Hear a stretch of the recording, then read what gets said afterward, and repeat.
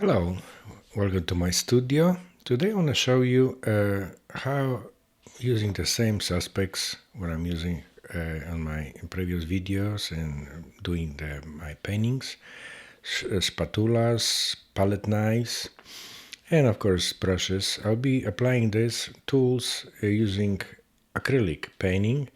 It's a little bit different than oil, so you see the differences if you've seen my previous videos. There's a little bit more liquid, more fluent than oils, and we're gonna do a painting like this. It's a part of Oklahoma downtown, and there will be different, lines and perspectives. So let's see how I did it, and you see if you can spot the difference. So, okay, you can see my spatula, palette knives, brushes, stuff I'm using for this. This is picture I took a couple months ago in Oklahoma, and that's what we're gonna do painting today. I start with a sketch, and like you see, it's just important to have a proportion, otherwise they will look kind of out of whack. It was cloudy day, so you see that the sky will be gray, and colors will be a little bit toned than if it would be the sunny morning. I want to show you what the spatula is doing, or squeegee, how you can build a texture with acrylic paint. I love the texture in my paintings, and that's what I usually do in oils and acrylics. Acrylic seems to, because of the drying faster, you can do a little bit more dramatic texture. However, in oils you can do that too with different enhancer. Like you see it right now is the first layer. I just want to just kind of register the color first, and then I'll be working on the little details and developing the painting later. And like you see, I do a lot of squeegees more than brushes. Brushes is more like a little sketching stuff and putting first layer. Using squeegee allow me to do the little lines and little details, intricate details, a little bit more than brushes, but nothing wrong with using brushes only. But like in the close-ups, you can see those little lines that make a little interesting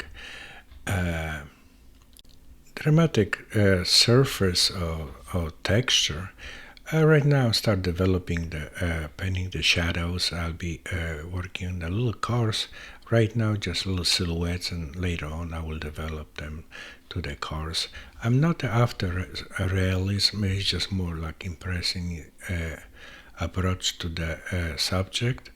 I feel on kind of emotions, how I feel at that moment when I was painting.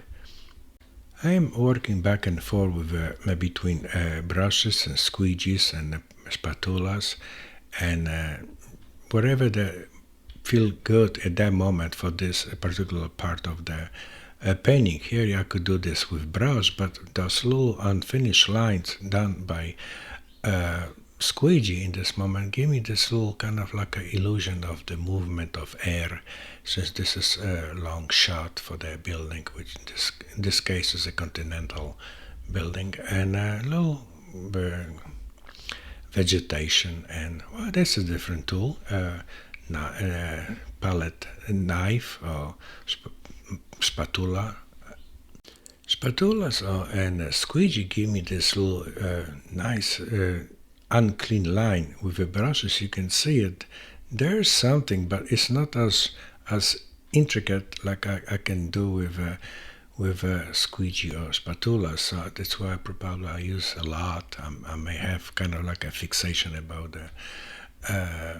using the law of lines. I can build objects with lines only.